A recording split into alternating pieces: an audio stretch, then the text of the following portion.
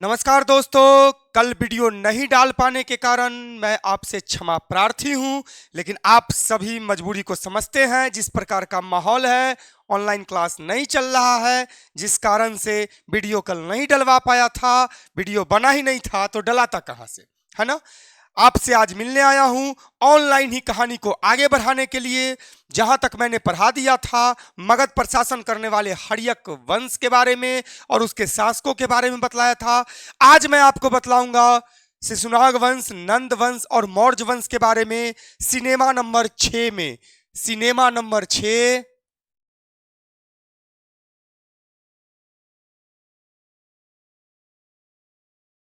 मौर्य वंश।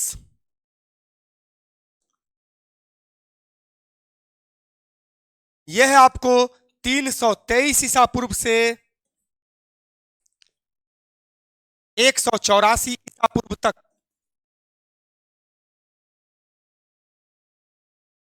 याद रखिए, लेकिन इसकी भूमिका में हमें पहले जानना होगा मौर्य वंश से पहले जो दो छोटे छोटे राजवंशों के बारे में, जिसके बारे में अगर आप जानकारी नहीं रखते हैं तो आपका जो चेन है, आपका जो कनेक्शन है वह टूट जाएगा मगध में। इसलिए आप लोग को हर्यक वंश के बाद जानना होगा कि शिशुनाग वंश ने शासन किया था।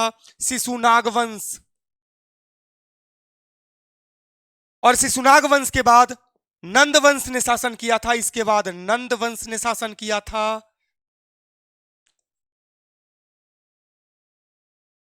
शिशुनाग वंश ने जो शासन किया था यह 412 ईसा पूर्व से 344 ईसा पूर्व तक शासन किया था। 412 से 344। नंद वंश ने जो शासन किया था वो 344 ईसा पूर्व से 323 ईसा पूर्व तक शासन किया था।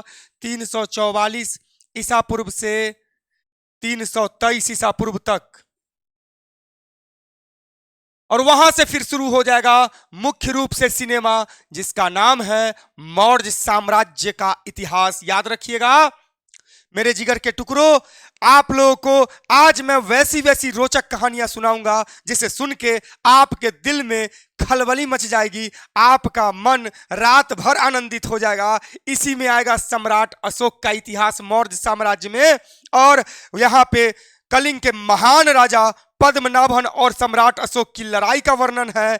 और आप लोगों की दिलचस्पी के लिए मैं आपको चंद क्षण पहले सुना ही देता हूं ये कहानी, फिर हम सिस्टमैटिक आगे बढ़ेंगे। आप लोग को पता होना चाहिए कि मौर्य वंश के संस्थापक चंद्रगुप्त मौर्य ने कई बातों को सोच के कलिंग पर हमला नहीं किया था। उन्हें ज्यादा रक्तपात पसंद नहीं था, और उन्हें पता था कि कलिंग की जनता को जीतने के लिए, कलिंग को जीतने के लिए, कलिंग की जनता चूंकि अपने देश के प्रति, अपने राज्य के प्रति बिल्कुल दीवानी थी, राष्ट्र प्रेम में थी, तो उसे मार देना पड़ता सारी जनता को। इसीलिए उसने कलिंग पर हमला नहीं किया था और रास्ते से ही सेना को लौटा लिया था, कलिंग को छोड़ दिया था। इस बात को बिंदुसार ने भी पूरा नहीं किया, लेकिन अशोक ने इसे अपने दिल पे ले लिया, इसे अपनी प्रतिष्ठा का विषय बना लिया, और उसने इतना बड़ा साम्राज्य हासिल हुआ था उसको कि उसने सोचा कि अगर कलिंग को नहीं जीता गया तो उसकी ताकत पर धिक्कार होगा।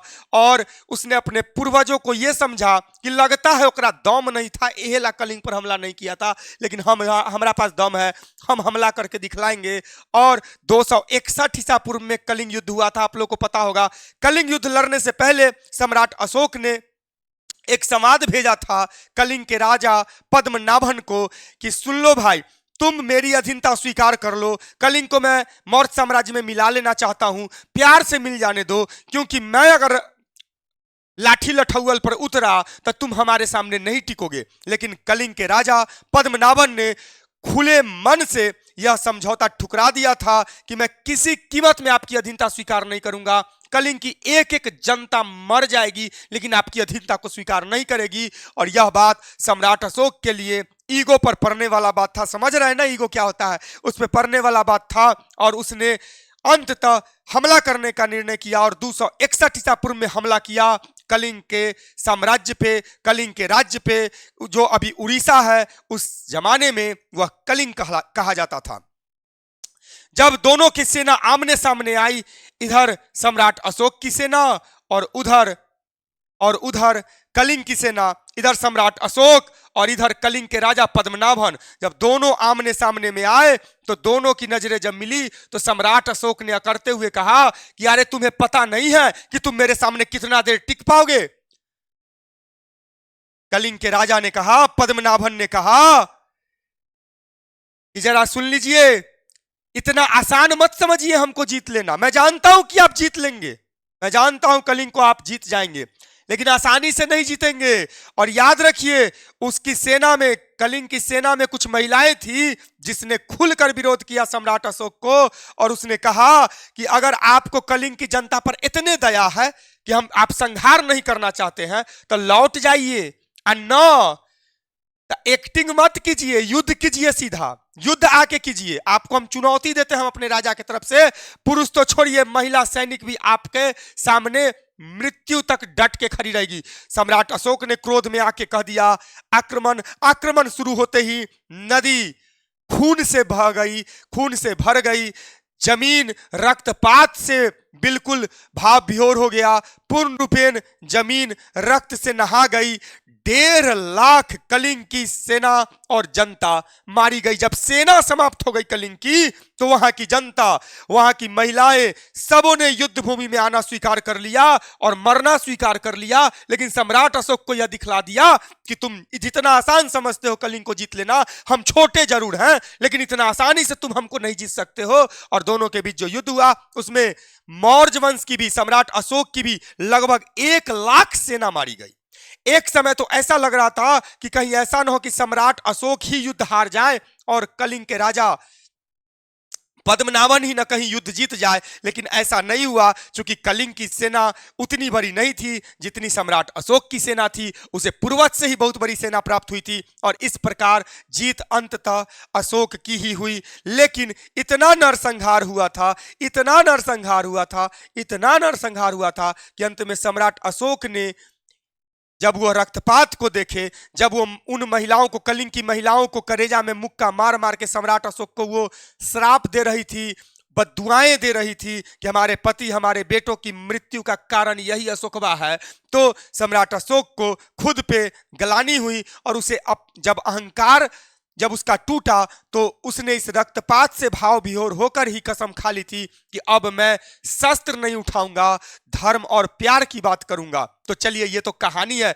जीता। लेकिन जब वो जीत गया तो एक भी जनता कलिंग की नहीं बची थी जो उसके नाम का जय जयकार मनाए, सब तो मर गया था।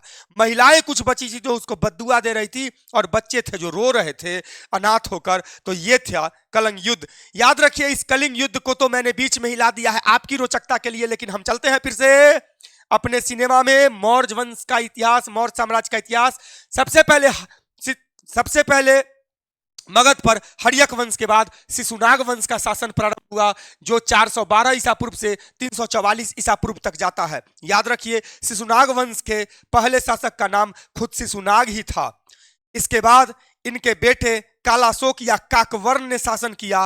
कालाशोक को काकवर्ण इसलिए कहा जाता है, काला मतलब काकवर्ण, काक मिस कौआ और वर्ण मिस रंग। एक का रंग न एकदम मंगरैला से भी ज्यादा डीप करिया था, इसीलिए इसको काकवर्ण की उपाधि दी गई है। जब ये चलता था तो लगता था कि पूरा उजाला कोई पी जाएगा, इतना करिया था, इसलिए इसको काकवर्ण की उपाधि दी गई है। कालाशोक या काकवर्ण का शासन प्रारंभ हुआ। कालाशोक के शासन काल में ही द्वितीय बौद्ध सम्मेलन का आयोजन वैशाली में हुआ था। याद रखिएगा मेरे जिगर के टुकड़ों। इससे आगे चलते हैं तो इस वंश का, हाँ, कालाशोक के मर जाने के बाद उसका 10 गो बेटा था, है ना। पहले का राजा तो बहुत रानी रखता था ना, तो बालो बच्चा ज्यादा होता था, तो 10 गो बेटा था, 10 बारी बारी से शासन किया। इस वंश का सबसे अंतिम शासक पंचामर था। पंचामर संप्रति या पंचामर इस वंश के अंतिम शासक माने जाते हैं। यह था शिशुनाग वंश। हर्यक वंश के बाद शिशुनाग वंश 412 ईसा पूर्व से 344 ईसा पूर्व। उसके बाद नंद वंश का शासन प्रारंभ हुआ था। उसके बाद नंद वंश का शासन प्रारंभ हुआ था 344 ईसा पूर्व से 323 ईसा पूर्व के बीच नंद वंश ने भारत पर शासन किया। नंद वंश के पहले शासक महापद्मनंद थे और इस वंश के अंतिम शासक घनानंद थे।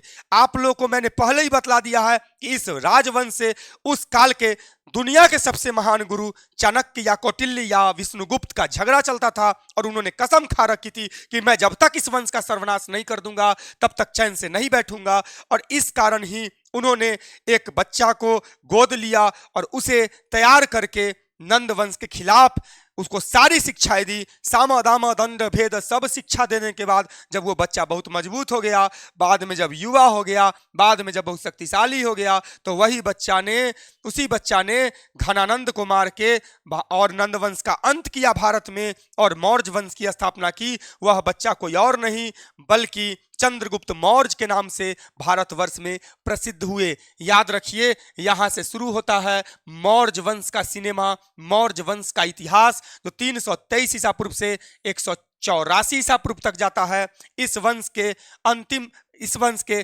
पहले शासक का नाम था चंद्रगुप्त मौर्य।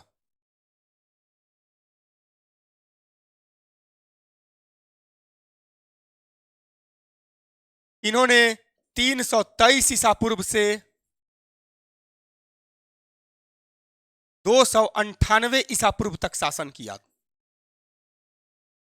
चंद्रगुप्त मौर्य ने 323 ईसा पूर्व से 298 ईसा पूर्व तक शासन किया भारत में। यह भारत वंश के तमाम राजाओं में अग्रगण्य राजा माने जाते हैं, महान राजाओं में से एक माने जाते हैं, श्रेष्ठ राजाओं में से एक माने जाते हैं। चंद्रगुप्त मौर्य ने मौर्य वंश की स्थापना की और इनके विकास का सबसे बड़ा कारण इनके गुरु थे चाणक्य, जो इनके प्रधान सेनापति भी रहे जब तक जीवित रहे। इन्होंने पैर पकड़ के उन्हें रोक लिया था और कहा था कि आप मेरे प्रधान सेनापति रहिए। हे गुरुदेव, हमें आपके संरक्षण की जरूरत है। आजकल का चेला कलेक्टर बन जाता है तो वो अपने आप को गुरु का बाप समझता है।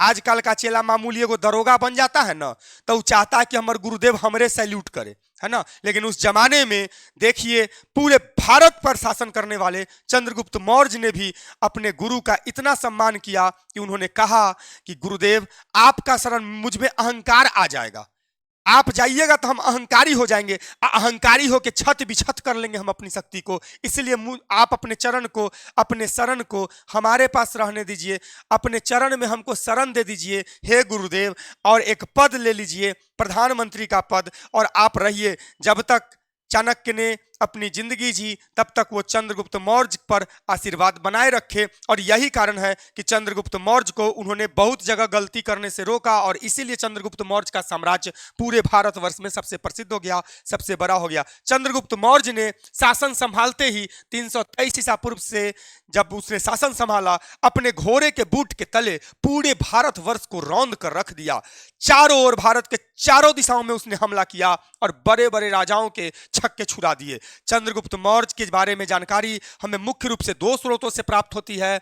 मेगास्थनीज द्वारा रचित पुस्तक इंडिका, यूनानी राजदूत था यह, जो भारत में आके चंद्रगुप्त मौर्य के दरबार में रहा था। मेगास्थनीज द्वारा ही ये यूनानी राजदूत था जिसने एक पुस्तक का निर्माण किया जिसका नाम है इंडिका।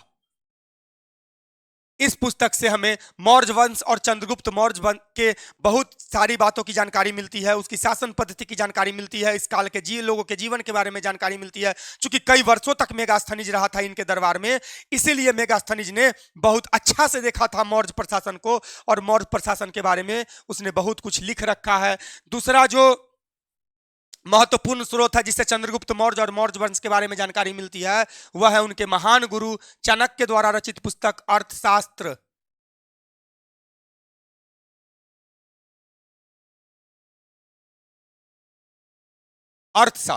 याद रखिए, चाणक्य ने अर्थशास्त्र नामक पुस्तक की, हालांकि देखने में ये इकोनॉमिक्स का पुस्तक लगता है, लेकिन इसमें मौर्य वंश के प्रशासन के बारे में जानकारी मिलती है। ये राजनीतिक पुस्तक है, एक तरह से नाम है अर्थशास्त्र, लेकिन चाणक्य ने जो ये पुस्तक रची है इसे मौर्य वंश के बारे में और चंद्रगुप्त मौर्य के बारे में बहुत सी बातों की जानकारी मिलती है। चंद्रगुप्त मौर्य भारत के महानतम शासकों में से गिने जाते हैं। 305 ईसा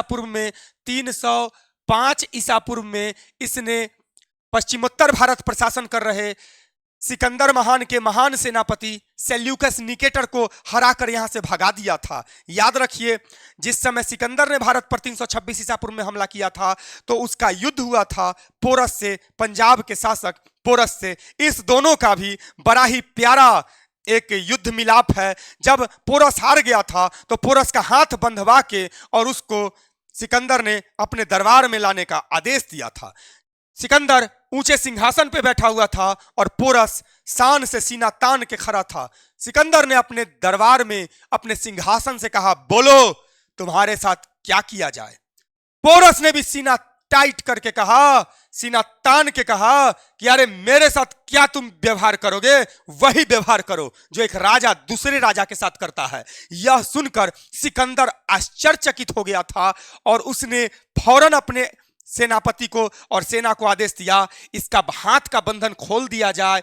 और जैसे ही हाथ का बंधन खुला तो सिकंदर ने कहा, तुम मेरे गुलाम बन के रहने लायक नहीं हो, तुम किसी दंड के अधिकारी नहीं हो। तुम्हारे जैसा व्यक्ति, तुम्हारे जैसा स्वाभिमानी व्यक्ति, तुम्हारे जैसा सानी राजा सिकंदर का मित्र होने योग्य है। और उसने सिकंदर ने गले लगा लिया और पोरस को गले लगा के कहा कि मित्र, हमारी मित्रता स्वीकार करो। पोरस ने भी जीवन के अंतिम क्षण तक सिकंदर का साथ दिया था और जितना भी युद्ध सिकंदर लड़ा भारत में, उसमें जीत की बहुत बड़ी भूमिका पोरस की भी थी। मित्रतावश इसने हर प्रकार का, जानते हैं ना, घर का भेदी लंका ढाहे, है ना। विभीषण अगर नहीं राम के पक्ष में होते तो राम का जीतना असंभव था। वैसे ही सिकंदर के पक्ष में अगर पोरस नहीं होता तो इतनी आसानी से पश्चिमोत्तर भारत के कई दर्जनों राज्यों को वो नहीं जीत पाता। और पोरस की ही मित्रता के कारण उसने भारत के, पश्चिमोत्तर भारत के बहुत सारे भाग पे कब्जा जमा लिया था। जब सिकंदर की मृत्यु हो गई, याद है ना सिकंदर की कहानी, मौर्य वाला, हाँ, तब मृत्यु जब हो गई तो उसने मरने से पहले कह रखा था कि मैंने पश्चिमोत्तर भारत में जितने भी राजाओं को जीता है, जितने भी राज्य जीते हैं, उन सबों को मेरे मरने के बाद मेरी इच्छा है कि मेरा प्रधान सेनापति सेल्यूकस निकेटर संभाले। तो उसी समय से 326 ईसा पूर्व से ही सेल्यूकस निकेटर पश्चिमोत्तर भारत पर शासन कर रहा था। और इधर अब एक म्यान में 2 तलवार, एक जंगल में 2 शेर, इस संभव नहीं है कि रहेगा, है ना। दोनों को अपने अपने ताकत का एहसास होता है, इसलिए दोनों एक दूसरे के सामने झुक नहीं सकता। एक म्यान में 2 तलवार नहीं रह सकता, एक जंगल में 2 शेर नहीं रह सकता। चंद्रगुप्त मौर्य एक शेर था और उधर सेल्यूकस निकेटर भी एक शेर था, क्योंकि वह सिकंदर महान का सेनापति था। दोनों ने युद्ध करना ही 305 ईसा पूर्व में उचित समझा कि भाई फरियाइए ले, जेकर धोती फटता चल जाइए बाहर, युद्ध से बाहर, है ना। दोनों में युद्ध हुआ और धोती फटा अंत में सेल्यूकस निकेटर का, और वह भारत से बाहर चला गया और उसके सभी स्थान पर कब्जा जमा लिया चंद्रगुप्त मौर्य ने। ये थे इतने शक्तिशाली कि सेल्यूकस निकेटर जो सिकंदर का प्रधान सेनापति था, उसे भी मार के यहां से बाहर भगा दिया था। और ऐसा भी माना जाता है कि उसने अपनी एक बेटी का विवाह भी करवा दिया था चंद्रगुप्त मौर्य से, है ना, उपहार में, गिफ्ट, है ना। अभी का गिफ्ट होता है 200 रुपया, उधर उस समय का गिफ्ट कितना अनमोल होता था, है ना। चलिए जान लीजिए। इससे जब हम आगे चलते हैं तो चंद्रगुप्त मौर्य भारतवर्ष के तमाम राजाओं को जीतते हुए इतना विशाल साम्राज्य की स्थापना कर दिए कि इनका साम्राज्य उत्तर में कश्मीर से लेके दक्षिण में कर्नाटक तक, पूरब में बंगाल से लेके पश्चिम में ईरान तक फैल गया था। बहुत बड़ा साम्राज्य, लगभग पूरा भारत तो था ही, पश्चिमोत्तर भारत का भी और उस दूसरे देश का भी बहुत सारा भाग्य इसके अधीन आ गया था। चंद्रगुप्त मौर्य के बाद इसका बेटा शासक हुआ जिसका नाम था बिंदुसार।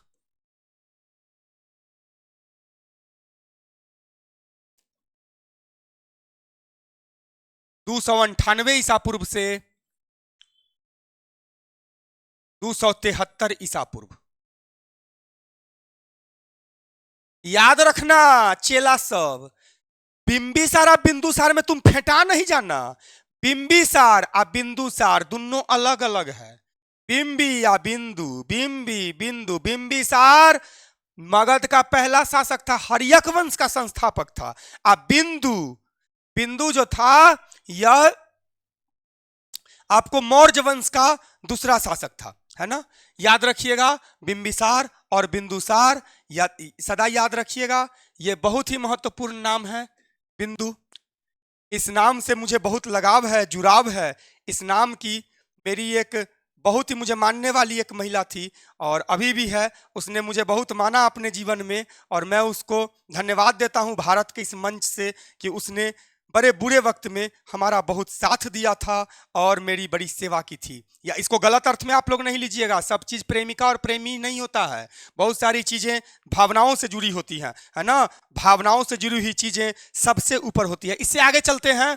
बिंदुसार 298 ईसा पूर्व से 273 ईसा पूर्व तक शासन किया था और इसे अमित्रघात के नाम से भी जाना जाता है। अमित्रघात, अमित्रघात के नाम से जाना जाता है बिंदुसार को, जिसका मतलब होता है दोस्ती कह ले तो ठीक हूं न तो मार के गर्दा छोड़ा देबो। दोस्ती कह ले तो ठीक हूं न तो तोरा मार के गर्दा छोड़ा देबो, कहने का मतलब है अमित्रघात कि अगर मेरे सामने सही से रहना है तो मेरा मित्र बन के ही रहना होगा, शत्रु बनोगे तो मार के तुम्हारा गर्दा छोड़ा देंगे, है ना। तो बिंदुसार को इतिहास में अमित्रघात के नाम से जाना जाता है, लेकिन नाम के अनुरूप ही नहीं था। बड़ा चालाक व्यक्ति था। इसने सोचा कि बाबूजी इतना रख ही गए हैं, काहे जुटो मुटो का मारपीट करे, दंगा फसाद ज्यादा करने की क्या जरूरत है, जगह बचा नहीं है जिसको जीता जाए। लगभग पूरा भारत जीतिए चुका है हमारे बाप। तो इसने सोचा कि आराम से जिया जाए। खूब ऐश किया, 25 साल खूब ऐश किया, है ना। लाओ कटोरे कटोरे तस्मय खिलाओ, आराम से सुनते हैं टेंशन फ्री होके। इसने ज्यादा युद्ध नहीं लड़ा और इसी के दरबार में सीरिया के शासक एंटीओकस ने, याद रखिएगा, सीरिया के शासक एंटीओकस ने डाइमेकस नामक राजदूत भेजा था। दर्जनों बार एग्जाम में पूछे हुए और पूछेगा भी। सीरिया के शासक एंटीओकस ने डाइमेकस नामक राजदूत भेजा था बिंदुसार के दरबार में। इससे आगे चलते हैं तो बिंदुसार भारत के उन राजाओं में शुमार होता है जिसने न ज्यादा युद्ध किया न ज्यादा शांति की नीति अपनाई। इसने एक प्रकार से उदासीन शासन किया 25 साल तक अपने साम्राज्य। लेकिन याद रखिएगा, अपना राज्य को छीनने भी नहीं दिया, कि ऐसा नहीं है कि लड़ाई नहीं किया था कोई आया डरे, सब जानता था कि इससे जितना संभव है, बहुत बड़ा साम्राज्य का मालिक है, इसीलिए इससे दूसरा युद्ध करने भी नहीं आया। बिंदुसार के बाद आपके धड़कनों को बढ़ा देने वाला राजा अब प्रस्तुत होता है, जिसका नाम है अशोक, सम्राट अशोक।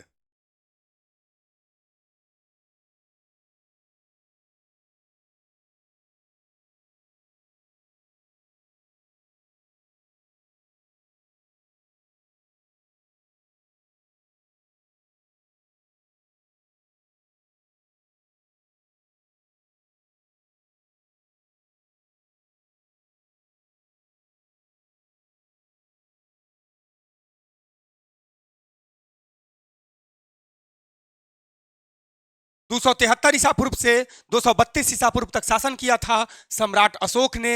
इसे भारत के इतिहास के सबसे उदार शासकों में गिना जाता है। इसे देवानंग प्रिय या प्रियदर्शी की उपाधि दी गई है। देवानंग प्रिय जो देवताओं का प्यारा हो और प्रियदर्शी जिसका दर्शन प्यारा हो। अब सोचिए इसने ऐसा क्या किया अपने जीवन में कि इसे देवता का प्यारा कहा गया और इसे कहा गया कि जिसे देख लेने से ही, जिसका दर्शन करने से ही उसके प्रति प्यार उमड़ जाए। हालांकि इसका स्टार्टिंग जीवन अच्छा नहीं था, स्टार्टिंग जीवन में काफी आक्रामक था।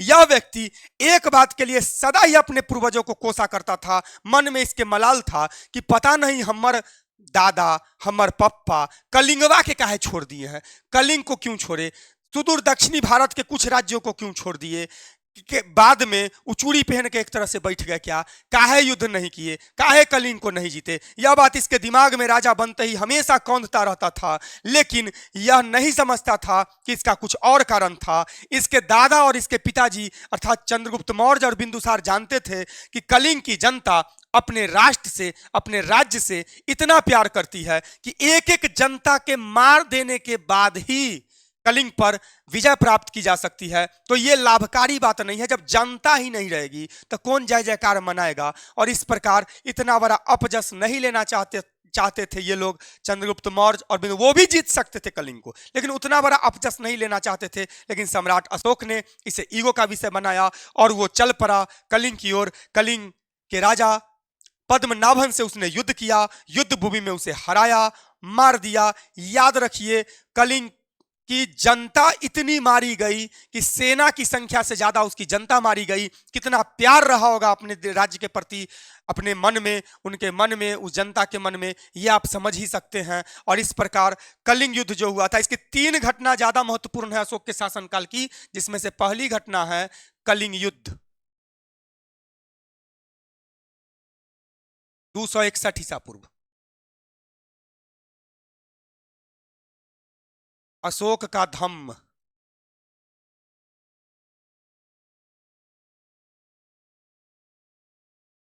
और अशोक के शिलालेख।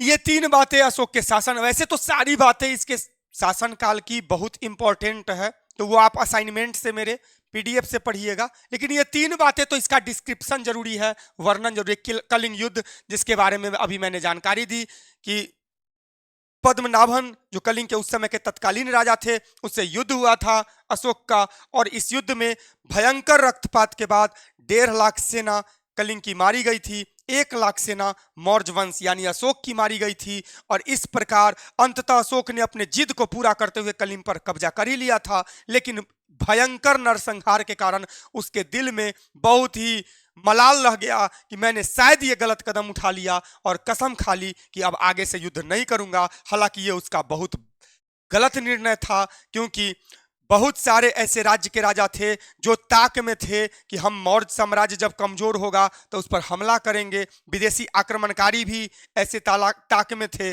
और उसे मौका दिया। सम्राट अशोक ने इस नीति को अपनाकर कि हमारा मारबे तो मारबे, हम तोरा न मारबो, हम कसम खाते हैं, है ना। तो बाद में इसी का लाभ उठाया पुष्यमित्र शुंग ने, है ना, अंतिम मौर्य शासक वृहद्रथ की हत्या करके भारत में शुंग वंश की स्थापना की थी। तो कलिंग युद्ध की जानकारी तो आपको हम पहले ही दे दिए हैं। इससे आगे चलते हैं अशोक का धम्म। धम्म एक संस्कृत शब्द है, धम्म एक संस्कृत शब्द है जिसका प्राकृतिक नाम है, प्राकृत भाषा में उसे कहा जाता है धम्म। धर्म एक संस्कृत शब्द है, यह संस्कृत भाषा का शब्द है जिसको धम्म कहा जाता है, धम्म कहा जाता है प्राकृत भाषा में। धर्म संस्कृत का शब्द है जिसे प्राकृत भाषा में धम्म कहा जाता है, और सम्राट अशोक ने कलिंग युद्ध के बाद एक धम्म की स्थापना की जिसे अशोक का धम्म ही कहा गया।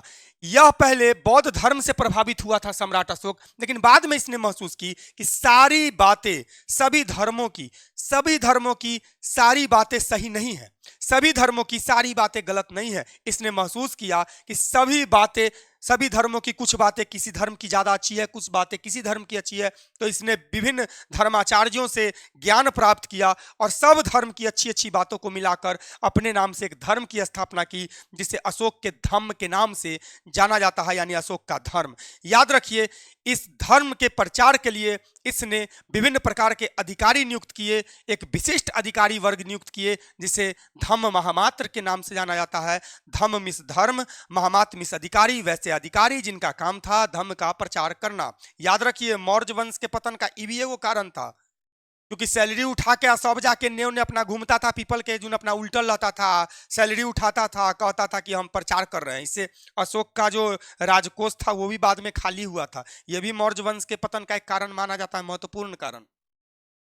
अशोक ने अपने धम्म के प्रचार के लिए अपने पुत्र महेंद्र और अपनी पुत्री संघमित्रा को श्रीलंका भेजा था। अब समझ लीजिए अपने धर्म के प्रति कितना दीवाना था कि इसके प्रचार के लिए इसने अपने पुत्र महेंद्र तथा पुत्री संघमित्रा को श्रीलंका की यात्रा पर भेजा था।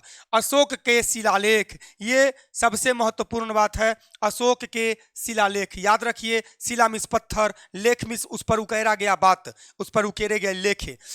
तो जान लीजिए सम्राट अशोक ने अपने काल का एक नया इन्वेंशन किया कि उसने पत्थरों पर अपने आदेश खुदवाए, पत्थरों पे अपनी विनतियां खुदवाई, पत्थरों पे जो भी संबोधित करता था वो जनता को, वह पत्थरों पे ही खुदवा के संबोधित करता था। और इस प्रकार इसने एक नई प्रपाटी का जन्म दिया जिसे अशोक के शिलालेख के नाम से जाना जाता है, अशोक का शिलालेख। याद रखिएगा, यह 5 भागों में बटा हुआ है, 5 प्रकार का है। वृहत शिलालेख, लघु शिलालेख, पृथक शिलालेख, वृहत स्तंभ लेख और लघु स्तंभ लेख। 5 प्रकार का इसका शिलालेख है, पत्थरों पर उकेरा गया लेख है। और इसमें इसके सारे शासन के बारे में, या क्या सोचता था, या क्या आदेश देता था जनता को, जनता से इसकी क्या उम्मीद थी, या जनता के बारे में क्या विचार रखता था, उन सारे बातों की जानकारी मिलती है। और इसने अपने शिलालेखों के माध्यम से विभिन्न प्रकार के आदेश जारी किए थे, जिससे इनकी सोच का पता चलता है। तो ये तीन चीज जो है वो सबसे ज्यादा इंपॉर्टेंट है। कई कारणों से 184 ईसा पूर्व आते आते मौर्य वंश का पतन हो गया, और उस समय जो अंतिम शासक थे वृहद्रथ, मौर्य वंश के अंतिम शासक वृहद्रथ थे, उनकी हत्या करके 184 ईसा पूर्व में पुष्यमित्र शुंग ने भारत में शुंग वंश की स्थापना की थी। खूब एंजॉय कीजिए। तब तक के लिए विदा लेता हूं। जय हिंद।